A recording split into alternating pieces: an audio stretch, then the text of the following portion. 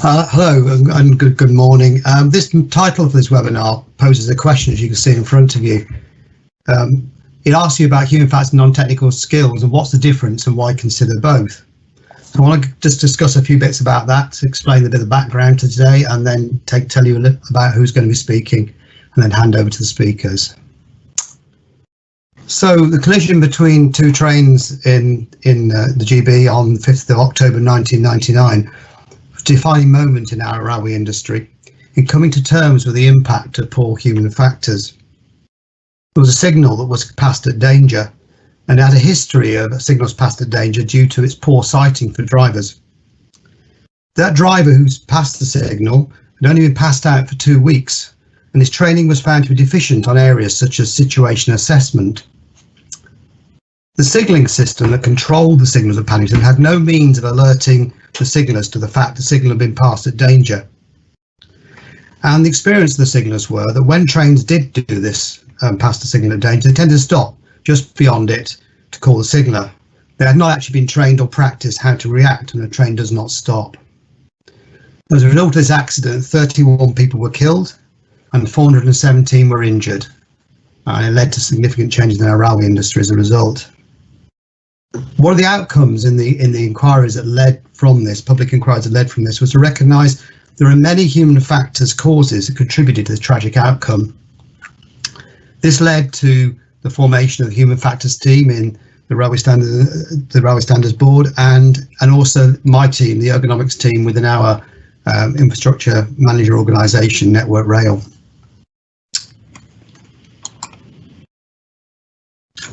So human factors considers obviously how staff behave and how they interact with others, but also how they interact with the processes they're required to follow.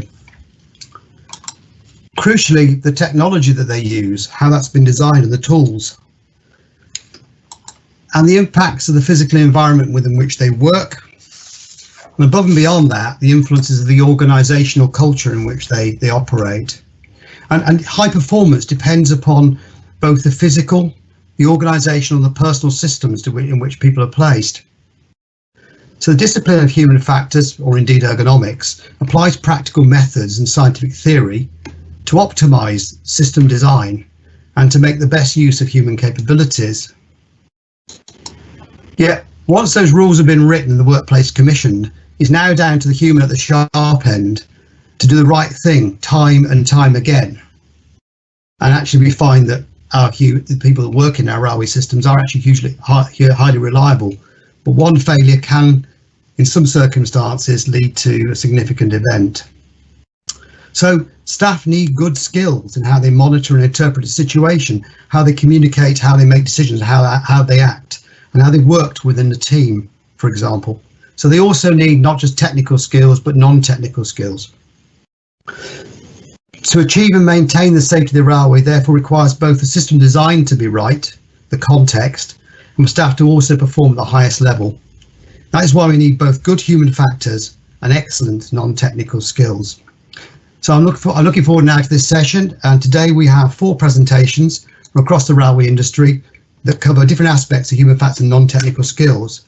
The first presentation from RSSB was how to address human factors in the safety management system of railway companies.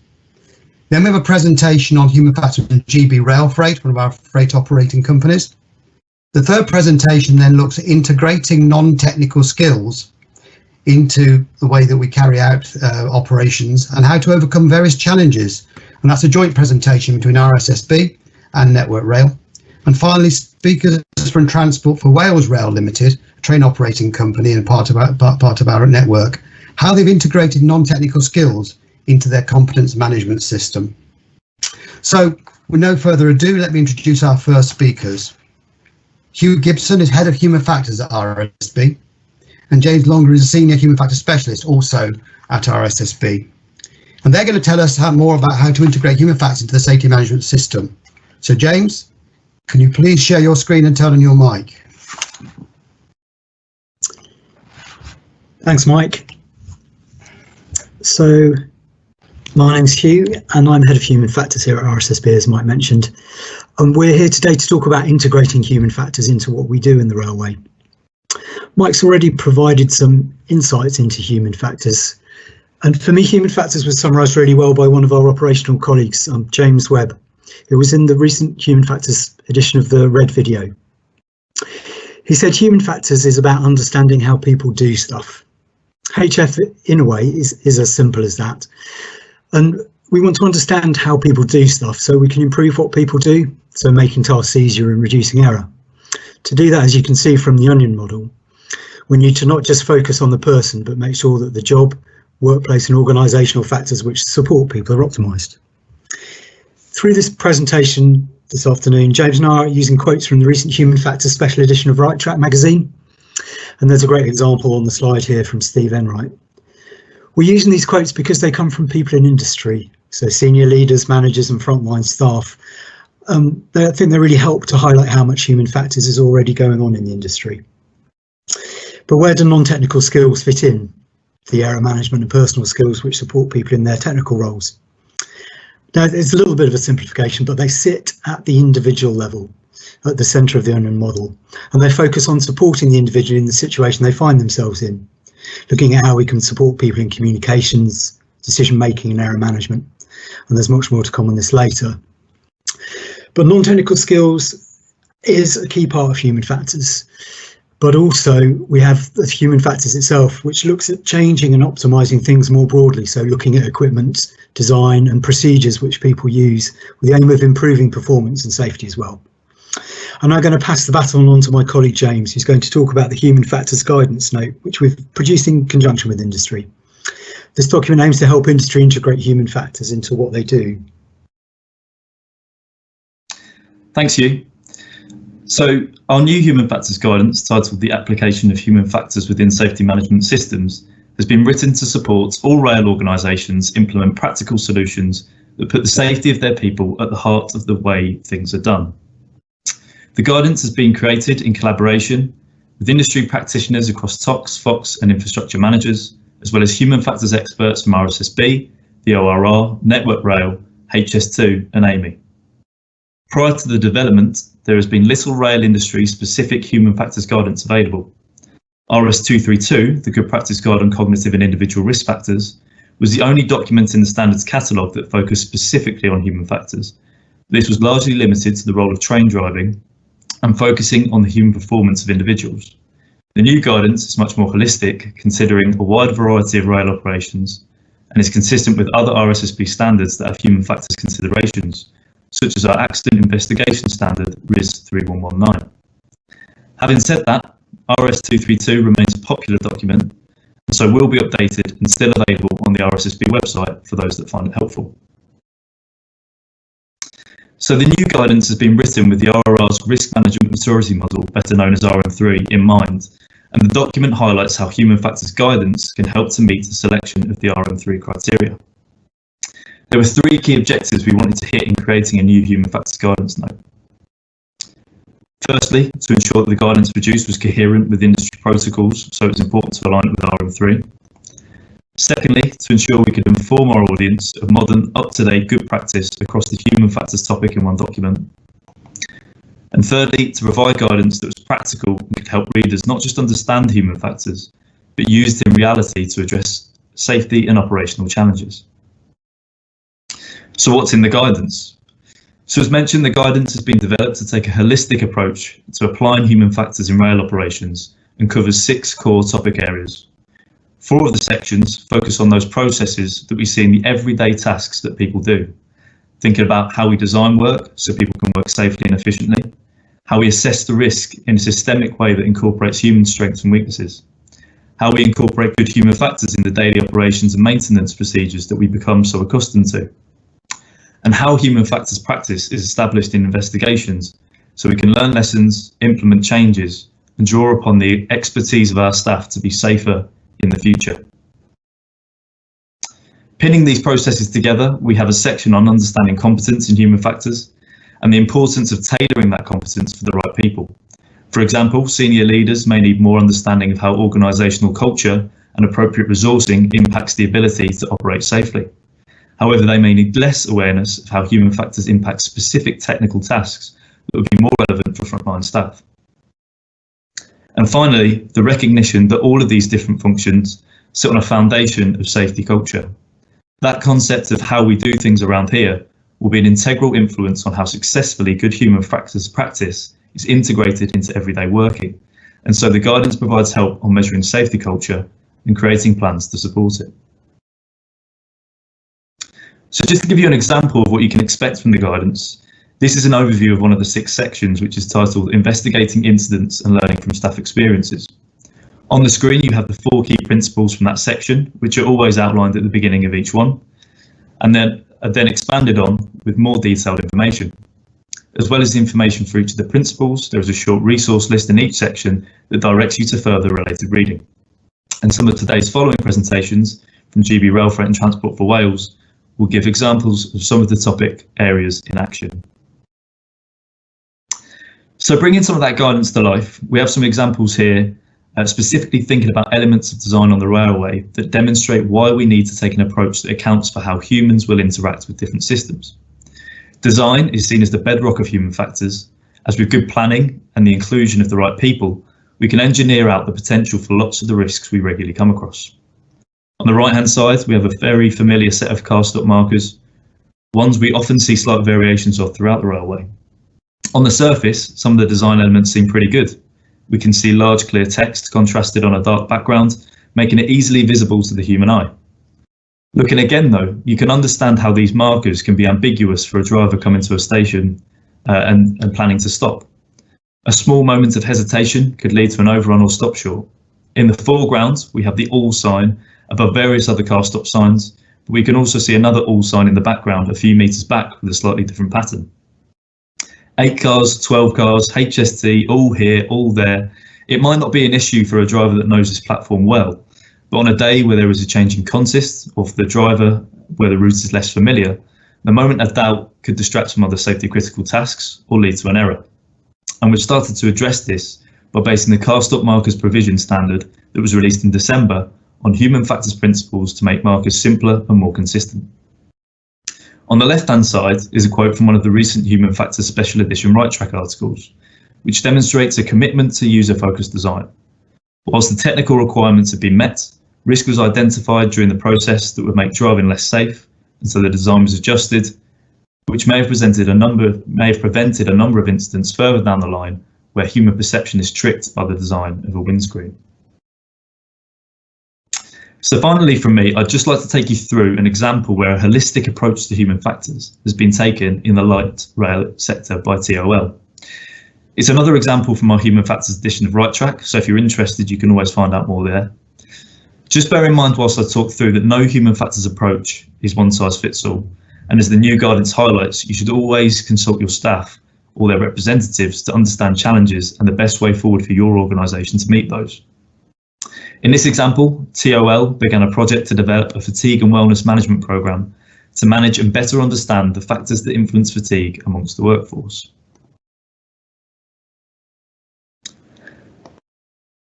So we've mentioned that design is the bedrock of human factors and the first and best opportunity to create a safe work environment for people. In this instance, TOL took some innovative design steps with alertness systems that recognise when a driver is showing signs of fatigue in the cab. When fatigue is detected, several sensory alerts such as vibrations and audio are provided in the cab to alert the driver so they can readjust if necessary.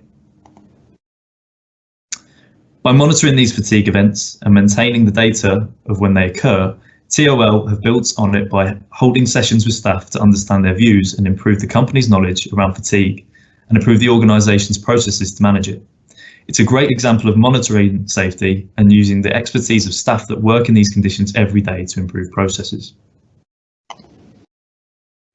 As well as designing for safer work environment and learning from staff, the fatigue training and learning resources were updated to reflect on what had been learned and to incorporate modern knowledge around fatigue management. They also adopted a blended learning approach, giving staff more flexibility in how they learn, whilst also committing to face-to-face sessions to suit different schedules and learning preferences. So a really common concern for staff in many organisations is the reaction to reporting sickness, fatigue or unsafe acts. In this instance, TOL have helped ease concerns by taking away the perceived threatening aspects that might discourage reporting, like reduced pay or disciplinaries. By building trust in the workforce, self-reporting goes up, whilst encouraging a safer operation, as well as meaning the organisation has a better grasp on health management and can better manage rosters and workload. So coming back to that idea of human factors being holistic, in assessing the risk of fatigue, TOL recognised that it goes beyond drivers. All operational staff are at risk of fatigue, which could result in unsafe or reduced performance in different functions of their business. Therefore, the system has been implemented company-wide, taking into account what different fatigue indicators might look like for different roles and creating appropriate risk controls to mitigate that. Remembering, of course, that fatigue indicators and controls won't be one size fits all. And so finally, TOL are ensuring they monitor the fatigue management system, which is crucial to make sure the actions taken remain relevant and achieve what they're intending to do. In this case, reduced absence, increased self-reporting and reductions in fatigue events are good indicators of success. So what we've seen is a really systematic human factors approach to the well-known issue of fatigue. By consulting staff, rethinking traditional design and addressing the tricky cultural foundations, we can start to see some real success when we take a rounded view to the issues that put our staff and passengers at risk. Back to you, Hugh. Thanks, James. So through this presentation and the presentations that are coming up, we're aiming to demonstrate how industry are doing human factors and integrating it into what they do.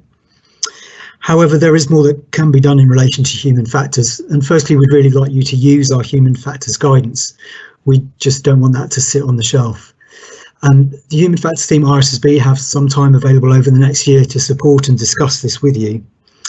This is integrated also into the National Safety Programme leading health and safety on Britain's railway, which will hopefully give some impetus to this work as well. As part of this, we have a new group dedicated to looking at human factors issues, the Rail Human Factors Group, which is aiming to look at human factors issues which cut across the whole industry. The group's dedicated to human factors, and it has its links back out to other groups, for example, to the freight and train operating communities, and involves both human factors specialists and industry practitioners. In addition, you can get involved in our cross-industry human factors work programmes, which are looking at improving what we do in relation to non-technical skills, safety culture, incident classification and managing human error. And I've put the contact details up for my colleagues that are working on those specific projects. And all of them are aiming to help improve human factors implementation in the industry. Finally, we'd also like to invite you to the International Rail Human Factors Conference. This event will cover all of the topics you're hearing about today and more. For example, we'll have sessions looking at fatigue, and there are presentations on human factors in design and input from people from around the world. It's a 3-day event, which is now going to be an online event. And so that gives you the opportunity to create your own programme and presentations. And we'll be flagging sessions and presentations which will be of particular interest to industry practitioners. Further information on this and the costs and so on are going to be provided in the chat. So that's it from me. And now it's back over to Mike. Thank you. Thank you, Hugh. Thank you, James. So our next speakers are Stuart Anderson, Head of Health, Safety, Security and Environment, and Michael Jarvis, Safety Manager, both from GB Rail Freight. They're going to tell us more on integrating human factors into freight operations. So Stuart, would you now please share your screen and turn on your mic? Hi, thank you, Mike. Hi, everyone. I'm Stuart Anderson, Head of Safety at GB Rail Freight. I'm an active member of both the National Freight Steering Group and the Rail Human Factors Group, with a desire to integrate human factors and non-technical skills into GBRF and the wider freight industry.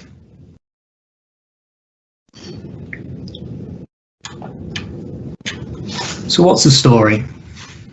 Human factors really came to the fore at GB Rail Freight when we experienced an operating incident in June 2020. The incident involving an unbraked train entering service in the Doncaster area.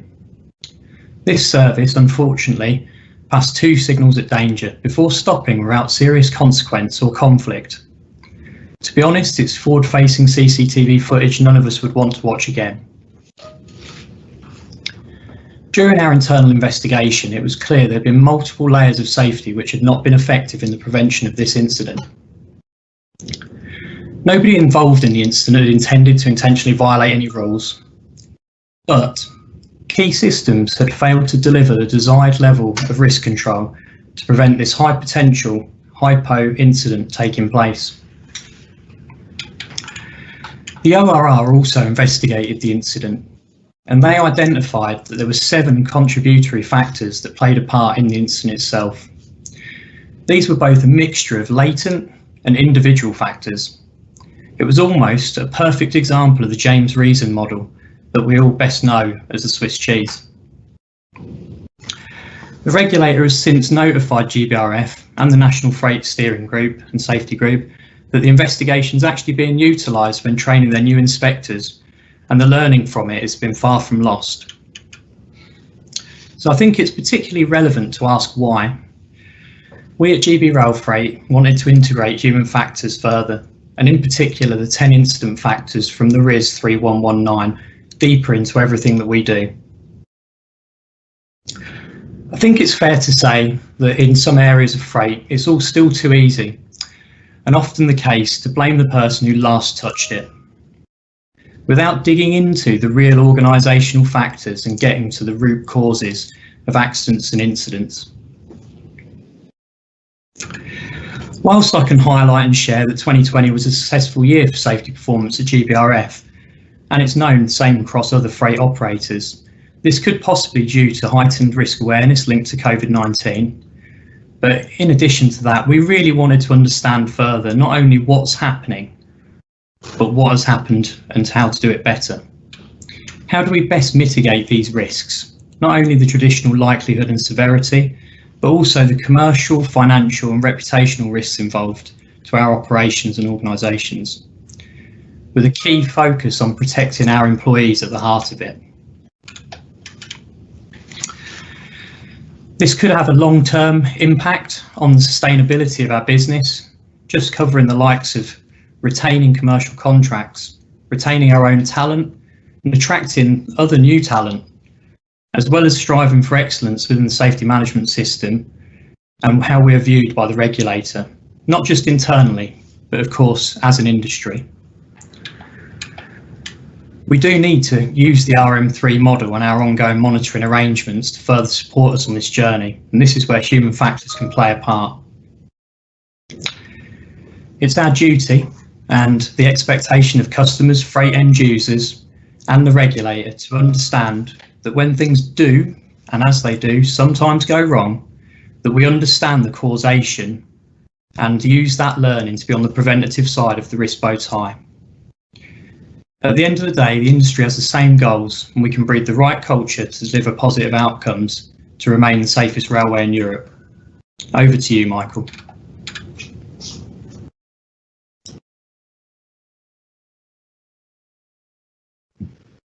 Sorry, Michael, you're on mute.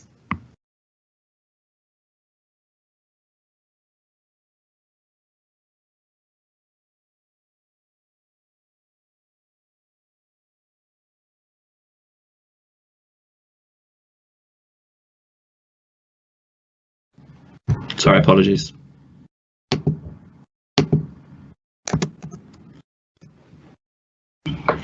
So thank you, Stuart. Why integrate human factors? That's a really good question. Ultimately, human error is ever present, but the fundamental reason for us was to understand how a person interacts with the influences around them and really what may allow unsafe acts and conditions to occur, as nobody sets out with the intention of having an incident, much like nobody goes into a maze to get lost.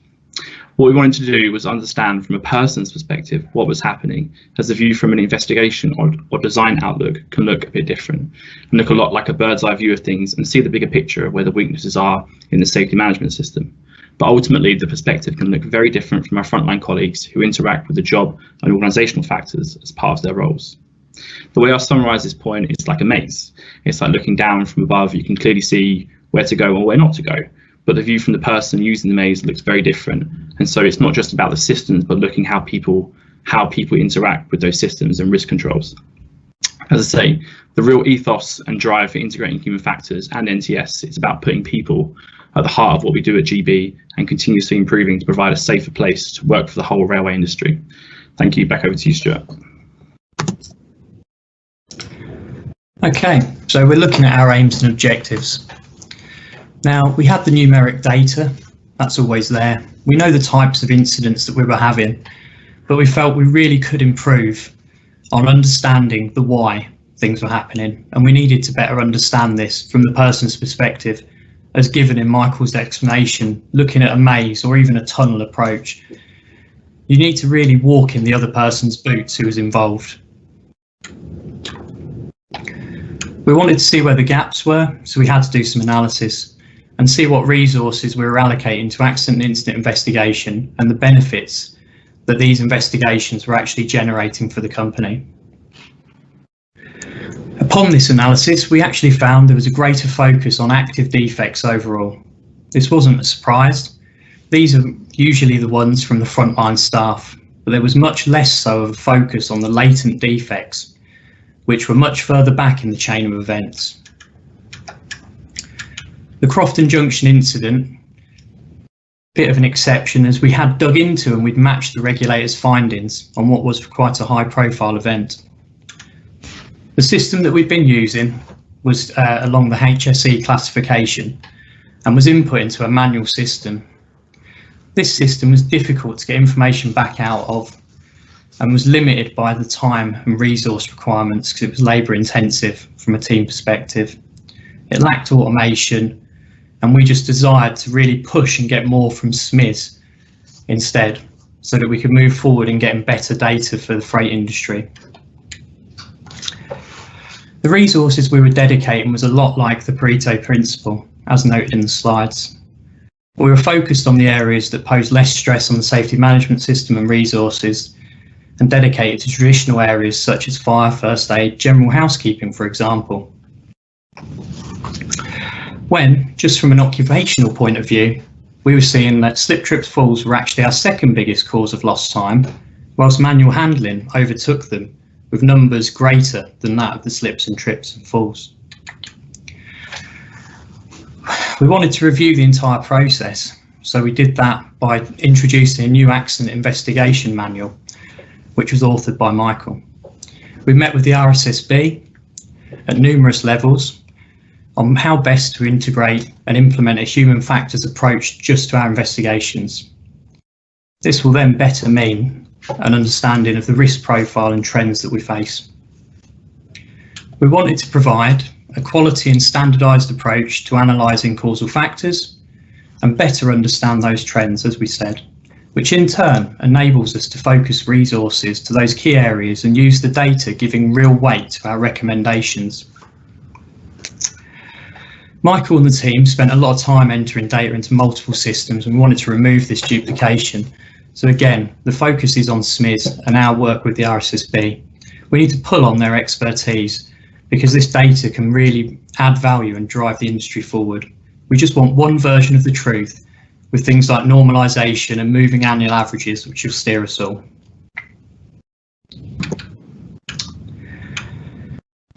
So what we did, this is still a work in progress, a roadmap to best practice which lives within our safety improvement plan. We began by rewriting the accident investigation standard, and now that that's better aligned with the RIS, we've included new forms, but we've also simplified the process and given clearer instruction on proportionate response. We created a pilot group of internal staff, and we got feedback from those on the front line who actually undertake the incident and accident investigations to better understand what they needed from us and how this all worked. And also to explain why we were undertaking this project and the benefits it will bring. This is obviously key under our own SMS.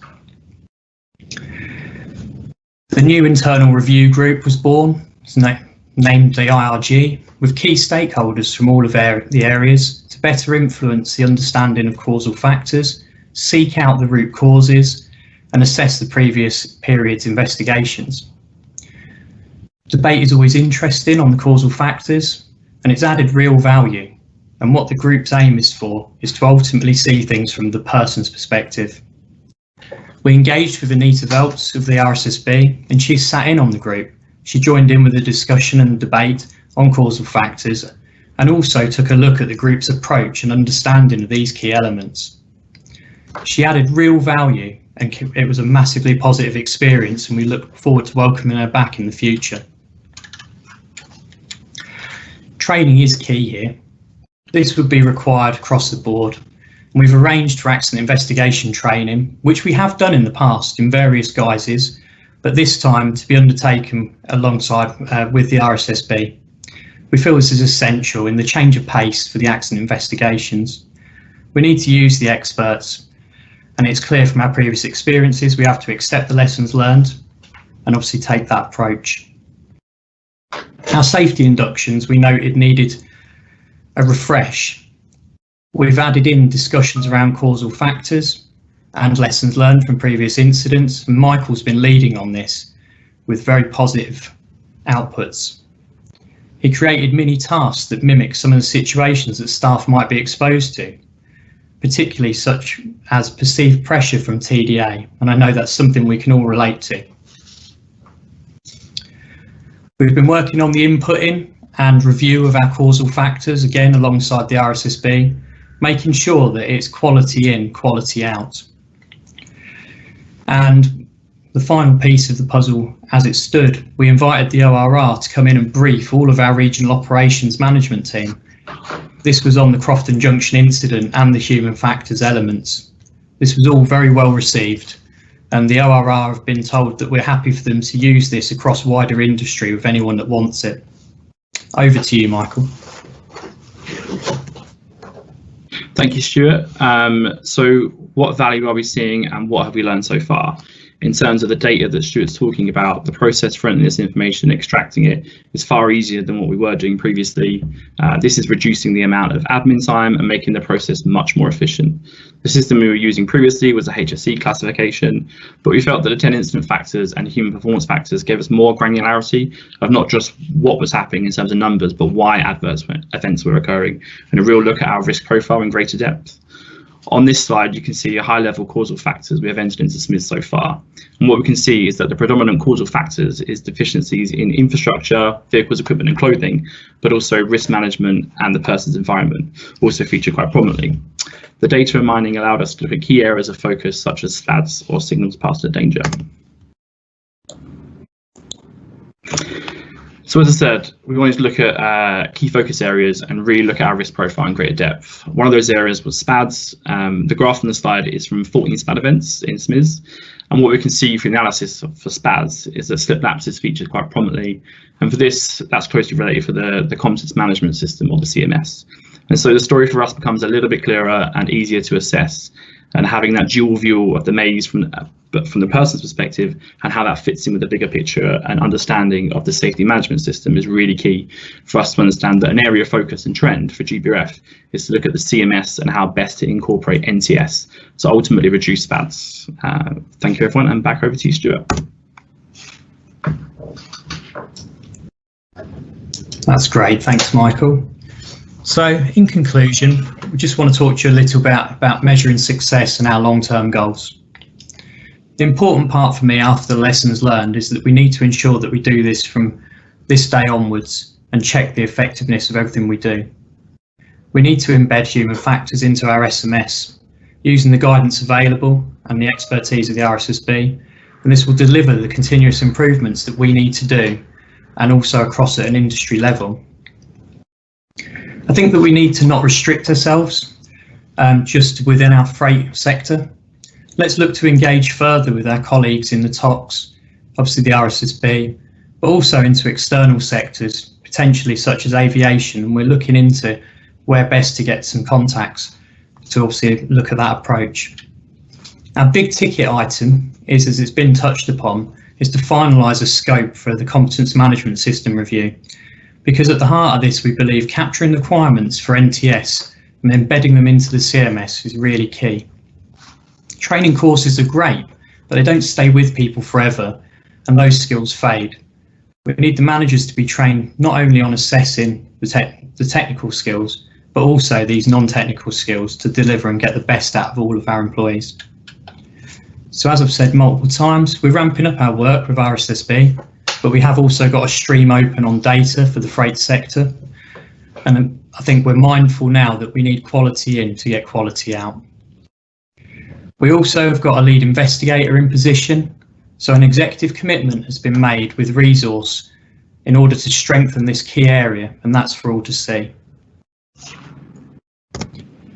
I'd just like to say thank you for your time and the opportunity to present, and we're happy to take any questions and obviously get back to you post-event if there's anything more long-term you'd like to discuss. Thanks. So thank you, Stuart, Michael. Our next speakers are Emma Lowe, who is a program manager leading on developing operational training and Network Rail, and Paul Leach, principal human factors specialist, RSSB. And they're going to discuss the current industry challenges in integrating non-technical skills into management systems, and also some of the solutions they're working on to overcome these challenges. So Paul, if you can please share your screen and turn on your mic.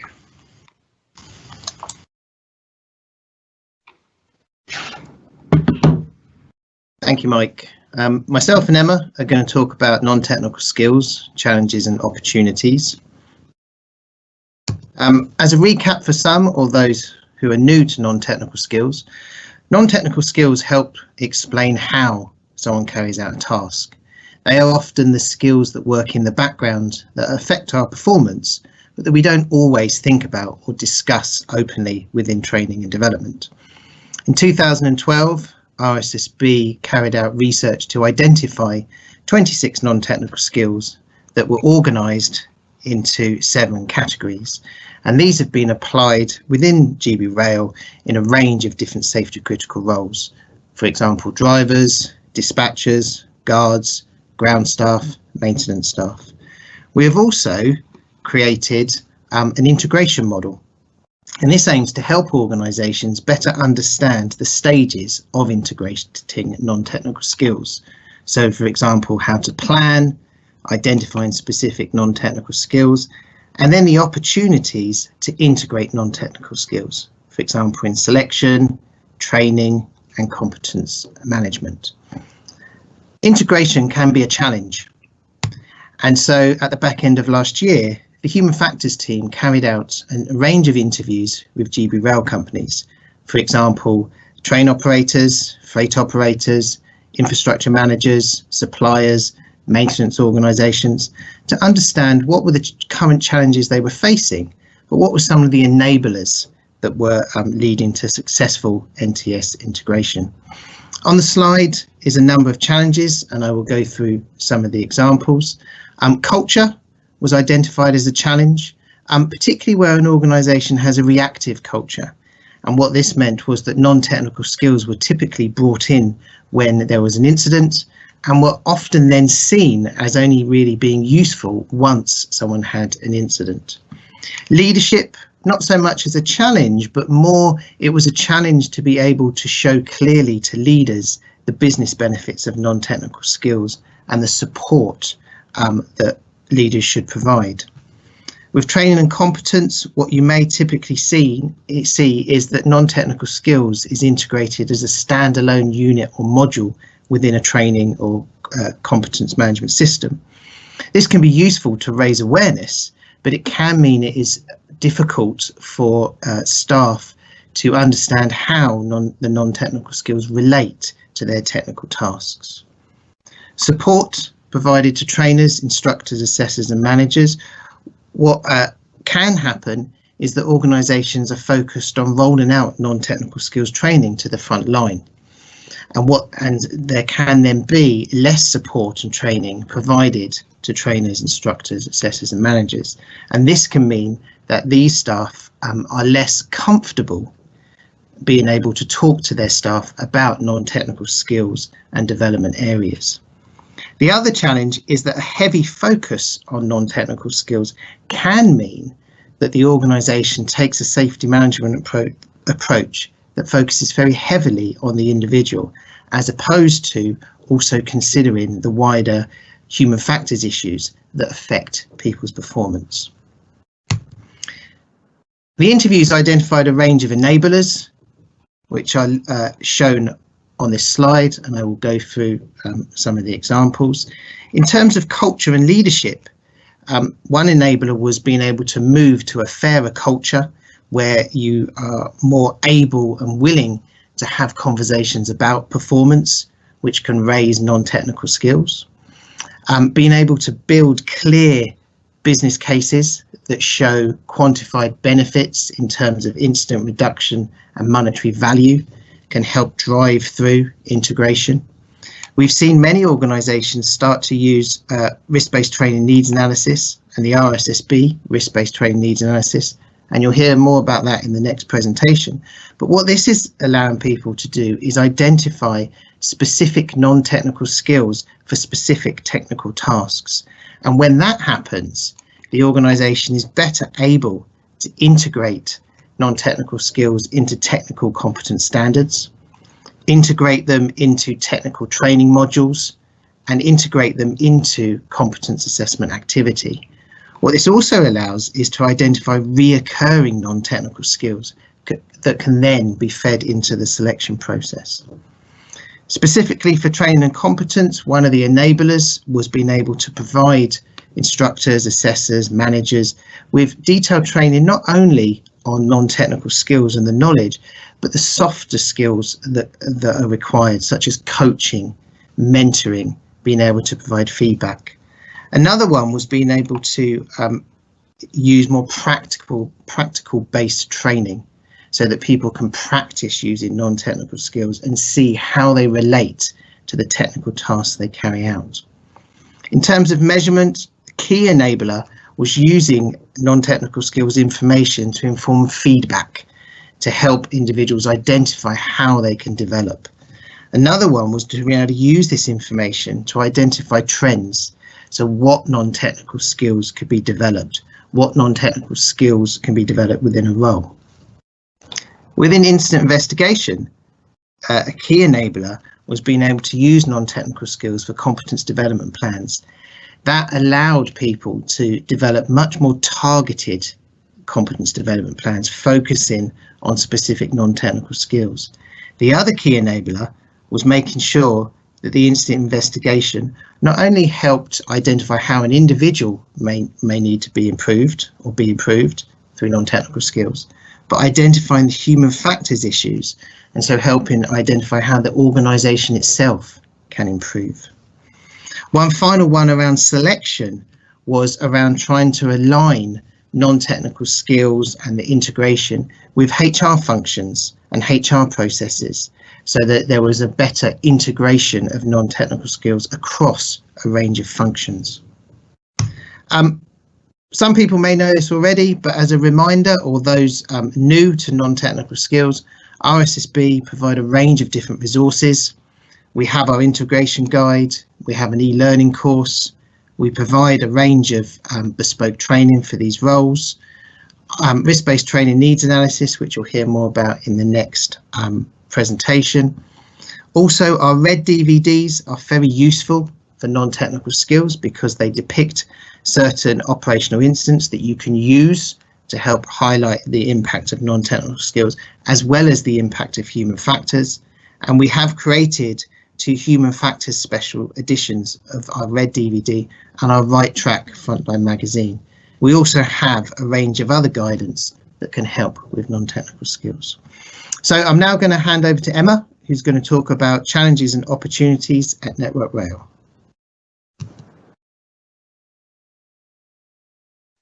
Hello, yeah, as Mike said, I'm Emma Lowe, and I work for Network Rail on the 21st Century Ops programme. But I have a background in human factors and have spent the last 8 years trying to integrate non-technical skills, in particular into operations, so signallers, incident response, electrical control.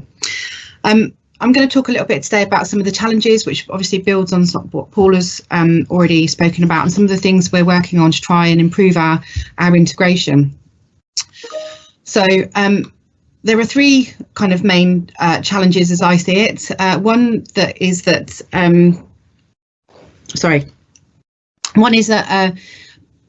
ultimately, when you're trying to improve an individual's non-technical skills, what you're talking about is improving those skills and changing the behaviours and ways of working that go with those skills. And what we know about behavioural change is that it's quite difficult.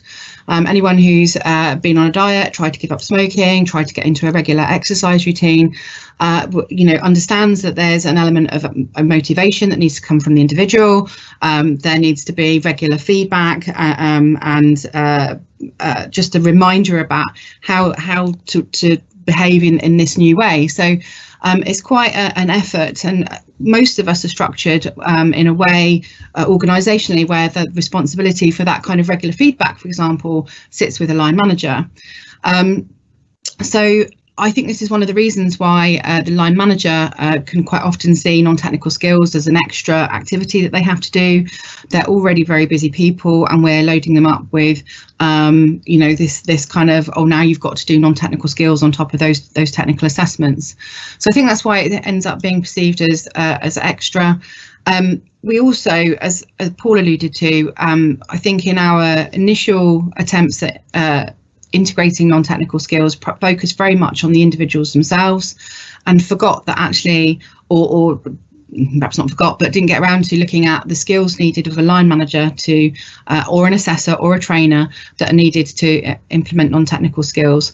And that understanding of human factors and where they fit, where non-technical skills fit in kind of managing a person's performance is really important to them as well. So I think there is also this expectation that there are kind of non-technical skills tactics or strategies out there that will magically rechip people. So I quite often hear people asking for a non-technical skills course that they can send their problematic operator onto to be and it's like they wanted them to be rechipped.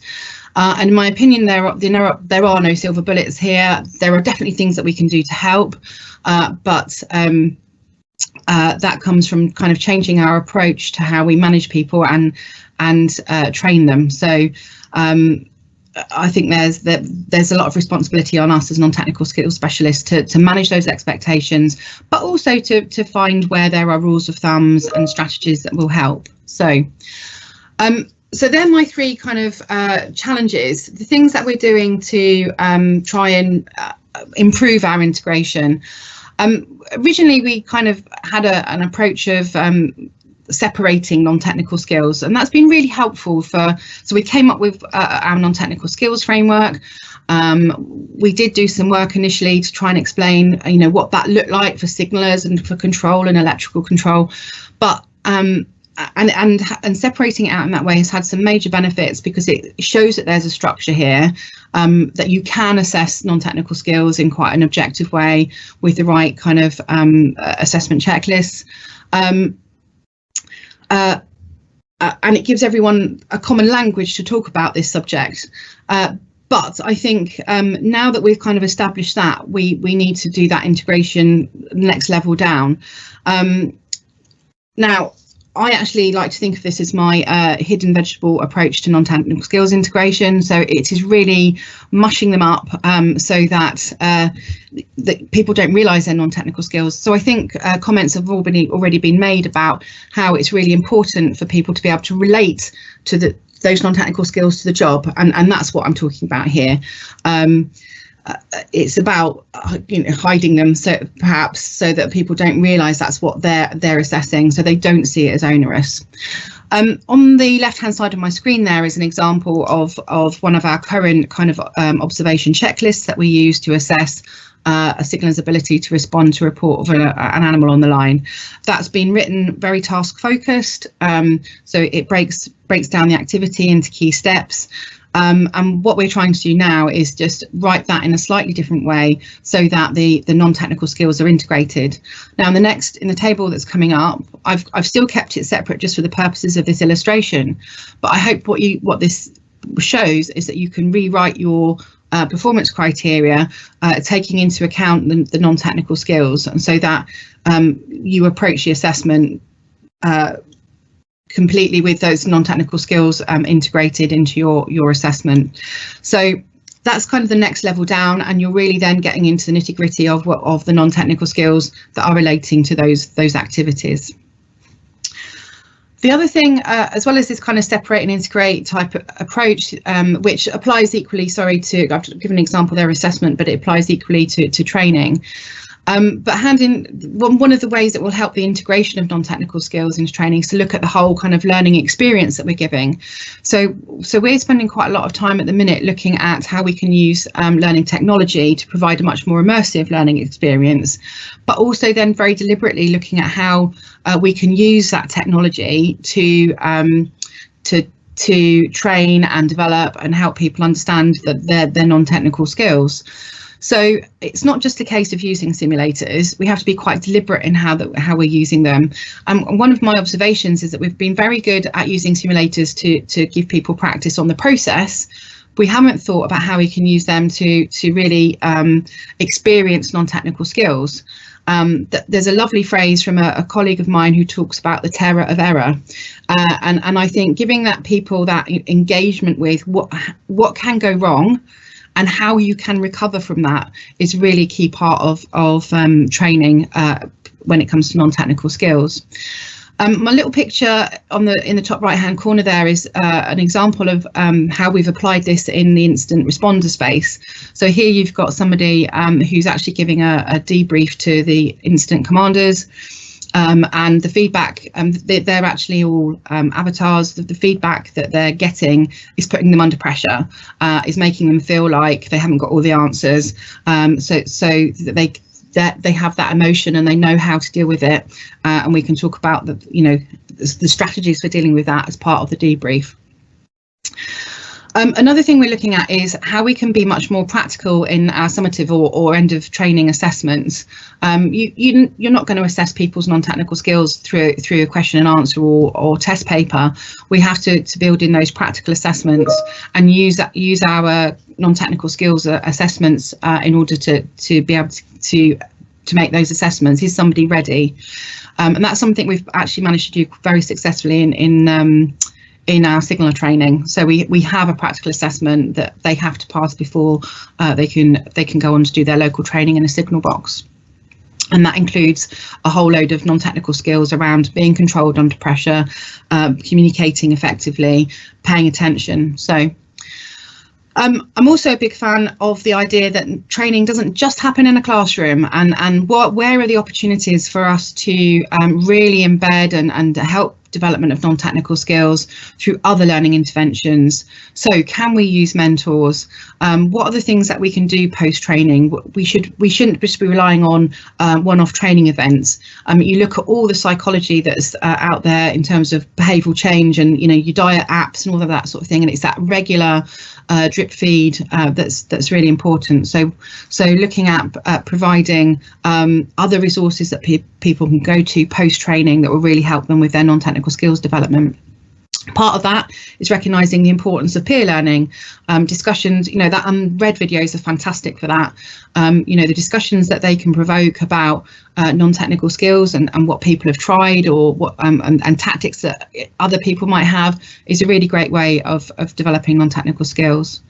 And then there's finally just in trying to encourage this growth mindset. So recognising that we've always got something to learn and really encouraging that learning from mistakes and that reflection piece from the individuals themselves. Again, giving them feedback about their own non-technical skills so that they can build on it for themselves. And then my final kind of area that we're really focused on is looking at our assessment of non-technical skills. It's fair to say, I think, and it might be typical of other kind of rail industry companies, we're a safety critical industry. We're very focused on making sure we're compliant and we can demonstrate competence. So we end up with this very compliance orientated assessment culture, which isn't great at supporting non-technical skills, in my opinion, because it becomes very tick boxy. Development action plans end up being seen as punitive. And there's certainly no link between kind of the competency assessments, who gets promoted, and indeed, I look at our competence assessment results and everyone's competent, but yet we still have mistakes happening. So there's something not quite right there. So in terms of what we're doing to change this, we're looking at retraining all our assessors, really focusing on the why and the how, so giving them that grounding in human factors. This is the factors that can influence behaviour at work. This is what you know, as an individual, these are your strengths and weaknesses, or the non-technical skills that can really influence your behaviour and your recovery from errors, and then building that into how you do those assessments. Also really focused on providing tools so that people can do the practical assessment, so we don't see this assessment done through question and answer all the time. So again, using simulators in that space, and really focusing on upskilling the managers and trainers that they don't have all the answers to develop people's non-technical skills, but if they adopt a coach approach, then we're 90% of the way there, because the individual will find for themselves, with that support and coaching, some of the things that they can do for themselves to improve their non-technical skills. So I hope that's given you some insights into some of the things that we're doing, and some of the challenges we've had on our journey. Thank you. So thank you, Paul. So our final speakers today are from Transport for Wales Rail Limited. Martin Hauser, Senior Conductor Manager, and Nicola Wilkinson, his co-author, is Commercial Training Manager. Their presentation tells more about how to build non-technical skills into a competence management system. So Martin will do the presentation and Nicola are involved in answering some of the questions. Martin, can you please share your screen and turn on your mic?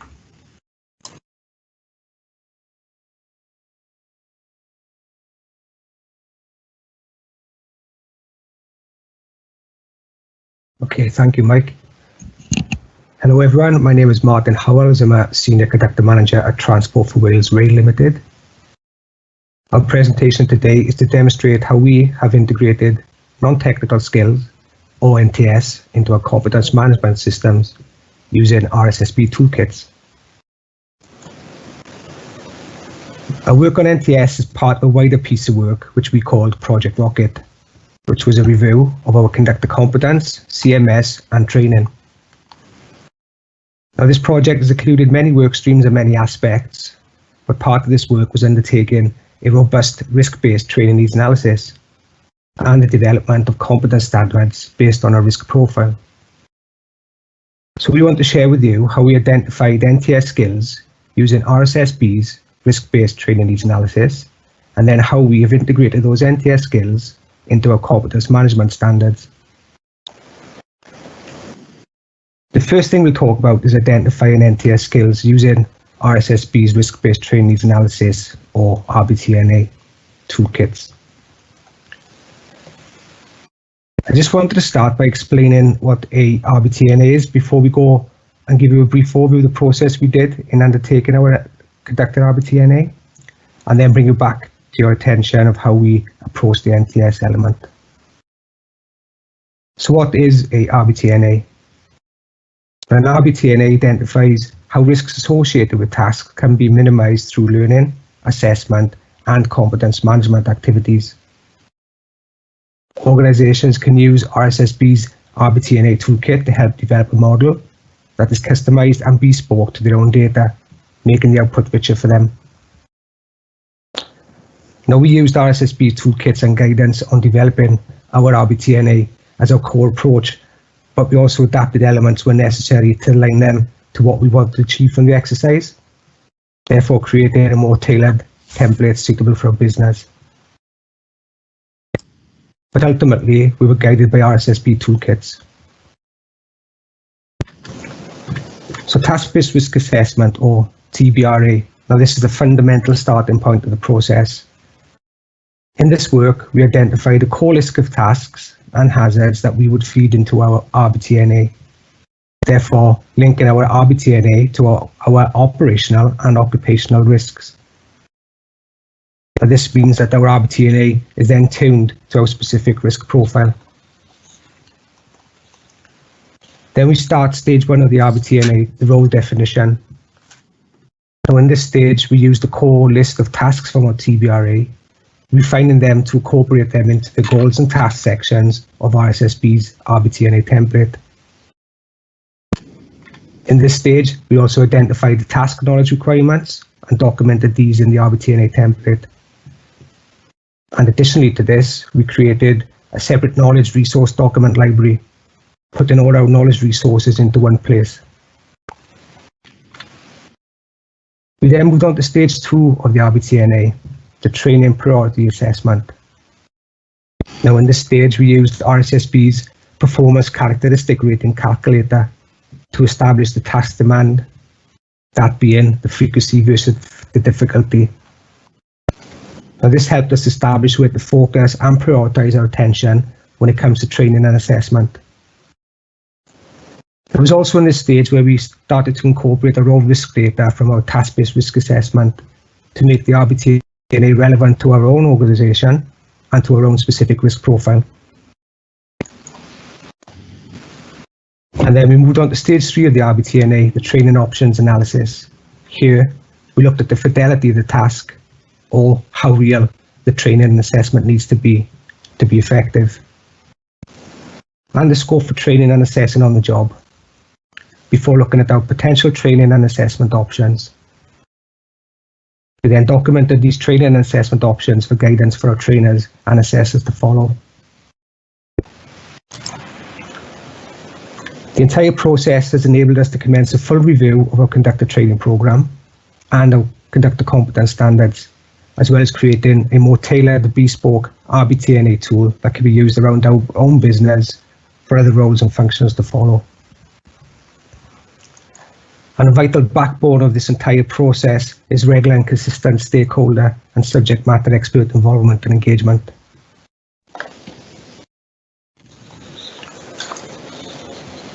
Now, going back to how we approached the mapping of the NTS using RSSB's RBTNA toolkits guidance.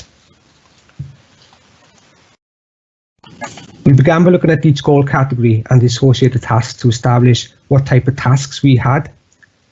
The RBTNA tool helps you establish this by filtering your tasks into different task types. Once we establish the task type, then the RBTNA template automatically generates a core list of non-technical skills applicable to that task and task type. We then populated the whole of our RBTNA document using this automatic and very handy RBTNA mapping function. Once we'd completed our NTS mapping, and after we had completed the remainder of our RBTNA, we then came back and reviewed or sense checked the NTS that would be generated by the RBTNA mapping function. Our intention for this was to review the pre-selected NTS to enable us to provide context of the NTS to the relevant goal and task. And this helped us to identify the most important NTS for us to prioritise in training and assessment. We looked at the list of NTS and asked ourselves whether they were pertinent to enhancing how the task was carried out, drawing out the key ones we felt as a project group were most relevant and important to focus on going forward. Now, this exercise proved extremely beneficial as we were able to discuss and justify our decisions by providing examples of the why. And we were now started to consider what the competence standards would look like. We then used this core set of NTS and began to integrate them into our competence standards.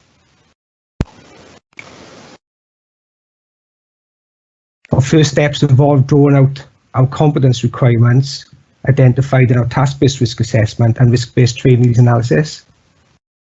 Now, TBRA and RBTNA are essential steps prior to this, because without first identifying your activities and tasks and associated risks, then you may have little assurance that your competence standards are sufficient to control and manage your risks.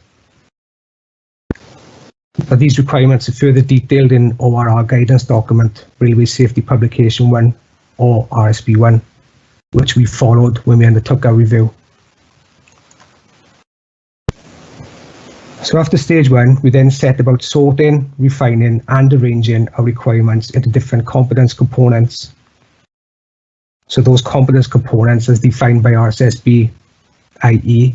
technical tasks, knowledge understanding and non-technical skills.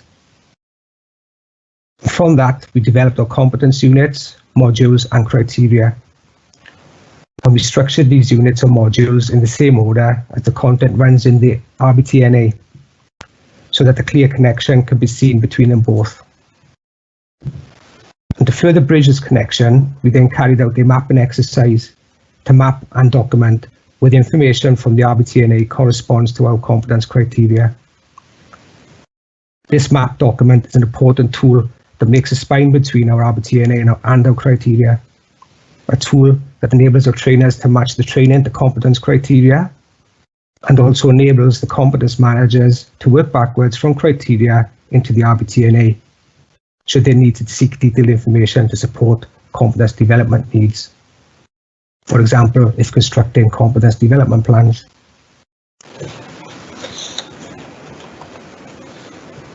NTS is not a new concept to us. For several years, we've had NTS as part of our competence criteria standards. However, this has always been as a standalone criteria unit.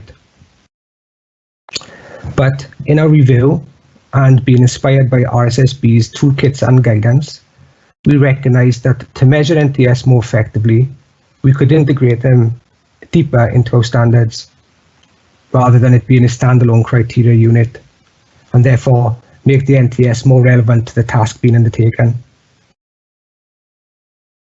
So what we have done is taken the NTS skills as identified in NTS mapping, and then taken behavioural markers associated with those NTS skills to create statements of observable behaviour that the assessor can look for and provide feedback on.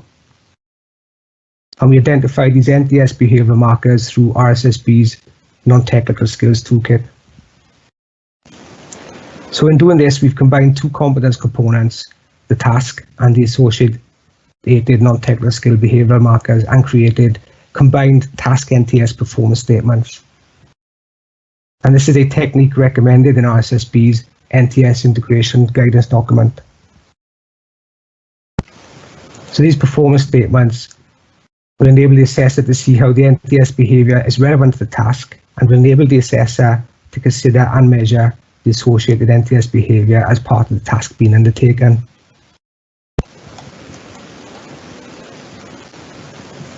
We then review those NTS integrated performance statements with the subject matter experts and stakeholders to jointly agree on the content before taking it forward.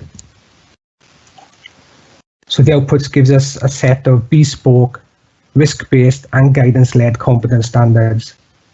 Standards that are based on our own risks and that we developed using industry guidance. And throughout all this process, we ensure that subject matter expert and stakeholder engagement and involvement was maintained.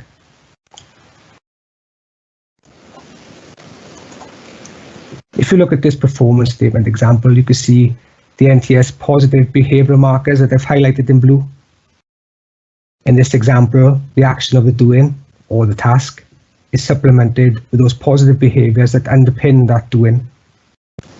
And like the analogy that MLO gave in the earlier presentation, it's like blending vegetables.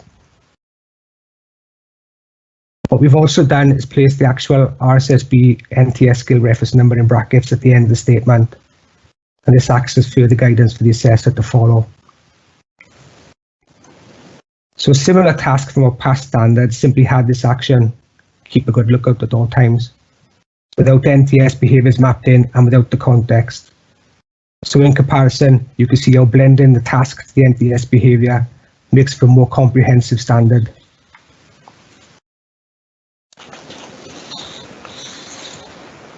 So to summarise our session on how we've integrated NTS into our competence management system, here are our key points or our top tips.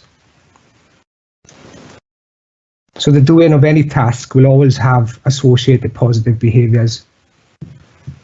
NTS mapping using RSSB toolkits can help identify those positive behaviours that underpin the safe and correct application of the technical task.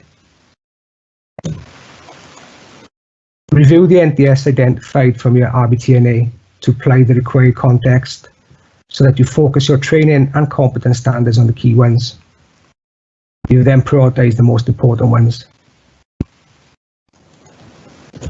Consider integrating NTS behaviours into your competence standards as combined task NTS performance statements instead of a set alone standalone skills.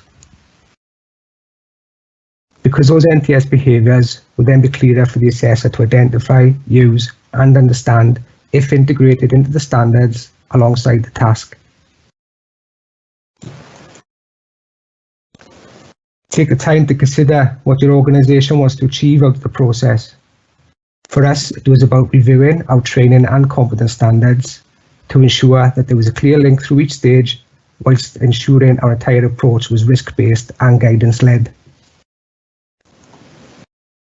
For risk-based standards, the start point should be your task-based risk assessment. This should then feed into the RBTNA, and both of these should then feed into your standards. So you ensure there's a clear link between each stage of the process, so you have a spine running through from your TBRA to your RBTNA and into your standards. And don't work in silo. Engage with your stakeholders and subject matter experts. By ensuring that they are involved and have input throughout the process, you can be fairly assured that the product will fit the needs and understanding of those stakeholders. Form a project team, have a plan and utilise the expertise around you. And finally, use industry guidance for support and assurance. It is your best friend in this. So thanks for listening, and we'd just like to say a massive thank you to RSSB for the continued support and guidance they've given us. Thank you. I'll now hand back to Mike. So thank you, Martin, and for Nicola for putting together that presentation, Martin for giving it. So I'd like to thank all of our speakers for their presentations from today. And we're now going to go into the question and answer session. So speakers, can you please all turn on your mics? Now, I will say we had a lot of really interesting points made and a lot of interesting conversations and discussion going on in the chat. You won't have a chance to put your hand up and in that sense, but we've got questions to ask, and I'm absolutely sure we've got more questions to ask than we actually have time to go through all those questions. So we've picked some of those out, and so I apologise in advance if we don't get round to your particular question. So the first question is it's quite a significant one, I guess, and I'll start with you, and then you can come back to me. Do you think that talking about human factors without explaining that these are the workplace factors that influence people could lead to a culture of blame?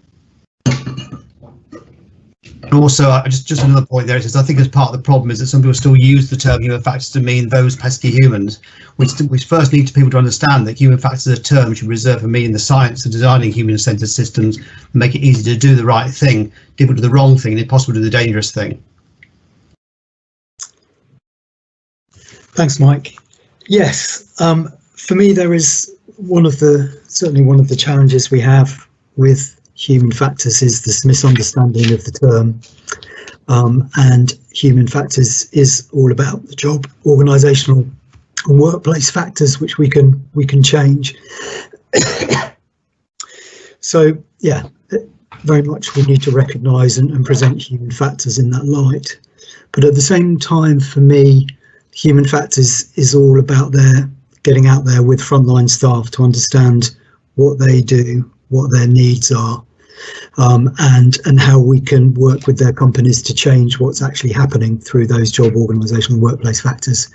So that's why I'm also quite passionate about the quote that I started with about being all about understanding how people do their work, because as human factors people, that's what we're there to do, and then to facilitate what needs to change in the organisation and more widely. Thanks, Mike. Yes, I would certainly agree with the sentiment. Though there is a little challenge you've got to understand here.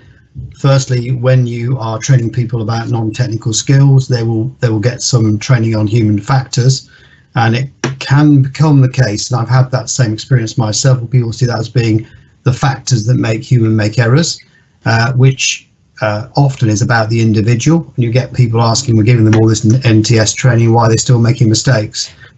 Which is a fundamental misunderstanding of the nature of human psychology. I do think you need to understand also that, say in an organisation like myself, an infrastructure manager, we build a lot of things, a lot of new systems. My team's focus predominantly is on actually designing those systems and those processes around the individuals, rather than necessarily focusing all on the NTS. You've seen Emma present, and she takes the output of all that and then looks at what the final details were, as I presented at the start. And I apologise, my slide's not moving on, but that actually what it's about is that you have to get the system right first. But there's still an element of, when you've got the system, what can you do to improve things? What can you do still to maintain maximum performance? And a lot of our people on this call, whether they're from freight operating companies or from train operating companies and so on, have got the trains, they've got the systems, they've got the signals, and you can't change those overnight. Hence, you have to do the most to maximise performance with what you've got, and that's when the NTS and the skills training comes in. Two are the same. Potentially, there's a confusion, and we recognise that, and hence the title of the seminar. I'm more happy to debate that at some point, probably in the chat afterwards if you want to discuss that further. So, Hugh, another question as I raised was, what level of knowledge and skills do you think health and safety professionals and operational managers need in human factors and ergonomics in order to make the best of the science available? That's a really good question, Mike. I think we're quite good at the moment in delivering human factors general awareness training and things like accident investigation training with human factors involved, non-technical skills. But there is a challenge to us, and it's something we're thinking about in the Human Factors Rail group, about what are the really meaty or meaningful competencies that we can give to support managers in human factors. And in our, I think we see in other industries that that's starting to happen, that there's a pathway to learn more about human factors. And it's maybe something we hope to look through, perhaps with the Institute of Railway Operators, to really work on something in that area. We also said that probably the basic requirement is for people to understand what human factors is about, and to realise that you know when you look at the level of training and skills that people have in terms of psychology and ergonomics to be scientists in this area, we're not expecting to train everybody at a degree or higher degree level to achieve this. And actually, what people need is a sufficient understanding and a perception and an understanding of human factors in order to know when they are able to answer a problem or solve a problem within their own competence, or when to reach out to possibly external experts or specialist departments like my own and Hugh's to get the help on that area. So there's an element of we're not going to train everybody to be super experts. You know, it is a very scientific discipline and for specialists in this area, and we need to bring the two of them together to make the best of this, and you can't do one without the other. So, so now one for James. What is being done for the maintenance companies who maintain rolling stock? I see a lot of examples of TOX and FOX. Thanks, Mike. Yeah, I think it's a really good point. And I think sometimes we can be guilty in the rail industry, frankly, of focusing too much of our examples on TOX and FOX. So I welcome that as a question. I'd start by saying that so the guidance that I was talking about that we're producing, it is relevant for all of those different types of rail operations. So it is still very relevant for maintenance companies as well. And really the trick with the guidance is all of those principles that we have across those 6 topic areas is looking at those and then trying to think about how they apply specifically to the types of role that you have within your organisation. You know, there's different areas on risk assessment, for example, and one that's probably very relevant that comes to mind for me with maintenance would be the operations and maintenance, thinking about the tasks that we do every day. So thinking about how those principles specifically relate to the types of roles that you have and understand how you can make those principles work. Specifically about work that's been done, I think RSSB most recently has done a lot of work around the 10 instant factors and non-technical skills. So to think about the 10 instant factors just for a moment, although that's kind of originated a lot from accident investigation, we see it in our accident investigation RIS, it's also a really useful framework for kind of being able to give yourself almost a little bit of a self-audit and to kind of understand how those different elements of human factors are being implemented within an organisation. So it's a really good tool, not just for accident investigation, but also trying to recognise, you know, whether you're a TOC, FOC or infrastructure maintenance, whatever it may be, how you are actually applying human factors. And I don't know if Paul, you want to come in very briefly on some of the work you've done with non-technical skills and maintenance as well. Yes, I can do that. So I've done work with the likes of Alstom and CAF as well around non-technical skills and human factors. I think the interesting thing there is that within sort of maintenance companies, you're looking at not only human factors in relation to occupational health and safety, but also human factors in relation to product safety. So you have the two sort of balancing components. What I've also found in maintenance organisations is that whereas non-technical skills are often applied to a specific role, in maintenance organisations it can often be quite activity-based. So the roles are not always, they're defined, but they can consist of a range of different activities. So it's about how you're better able to help people think about these skills in relation to a range of activities, and also how they think about the impact of human factors, not only on occupational health and safety, but also product safety. Thank you. Thank you very much. So the next question then. So this is now for Stuart, and the question is in regard to self-reporting of fatigue. How does management respond if the fatigue is caused by external choices with life decisions, i.e. self-inflicted, late night out entertainment before an early shift, for example? Thanks, Mike. I think that's an interesting question. I think it relates very much to the desire to have a fair culture and the need for that to exist. You need to have that existence because we need to drive the need for honesty. That honesty needs to be across the board. And in order to have that, you need people who are going to put themselves in a position where they're able to say, I've made a mistake, come forward, not go in on that shift, get the shift covered, be open and honest about the reasons behind it. And obviously we'd have to look into whether or not this is regular or irregular as to whether or not you take further action down the road. In addition to that, if you've got the whole story, you can look about what you're going to invest in the people time-wise and what support you can offer. I think that support plans are key in delivering this, but I think there's more to be done on looking at best practice, you know, from other companies and outside industries as well on how support plans actually effectively deliver what you're looking for, particularly around if this is something they've chosen to do knowing they had work the next day, as the question was. But then not just to focus on the person, because I think at GBRF we've been very reflective in the last 12 to 18 months around incidents or this type of event occurring, and then looking back, right back to how they were inducted into the business, the messages they received from who and how they came across.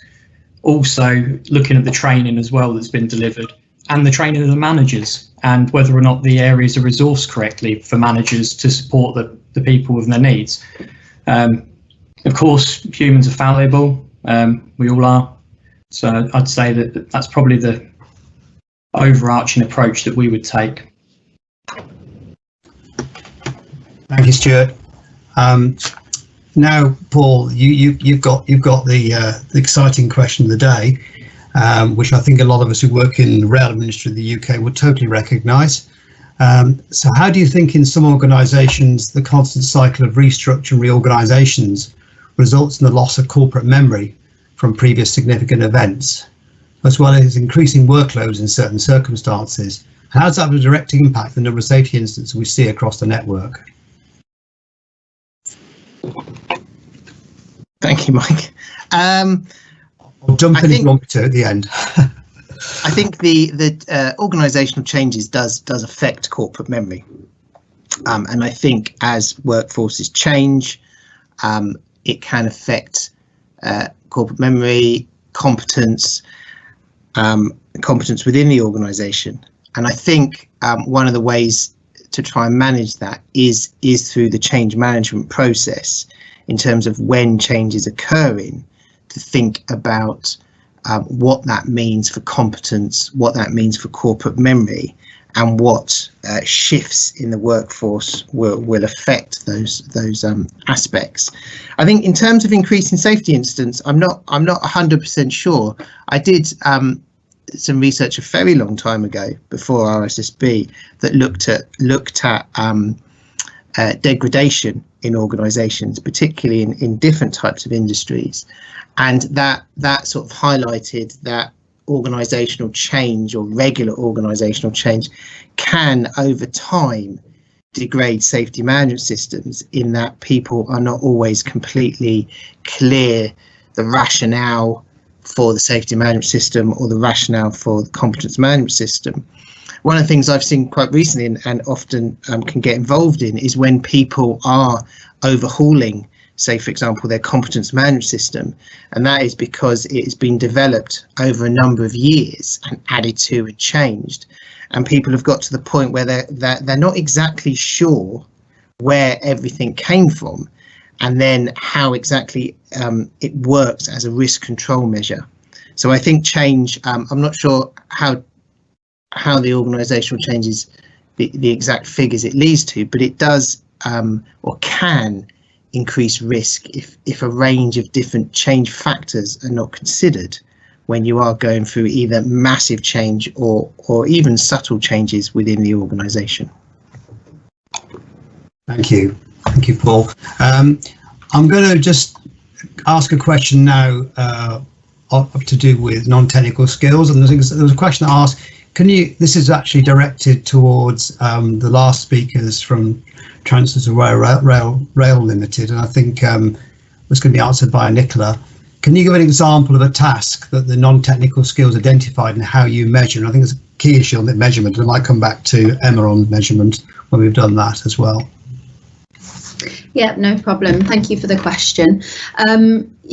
As Martin went through in our presentation, we gave an example there of an example task and how we integrated the non-technical skills as performance characteristics within the competence, or an example competence standards, and it all comes back to, for us anyway, the RBT&A and that starting point of identifying your core list of tasks within a role, and then using the toolkits that are available to identify the non-technical skills, but then not just relying on that, applying some context, which is where we engage with our stakeholders and subject matter experts on a completely deeper level, really, to really refine it down to what non-technical skills we wanted to focus on within the task.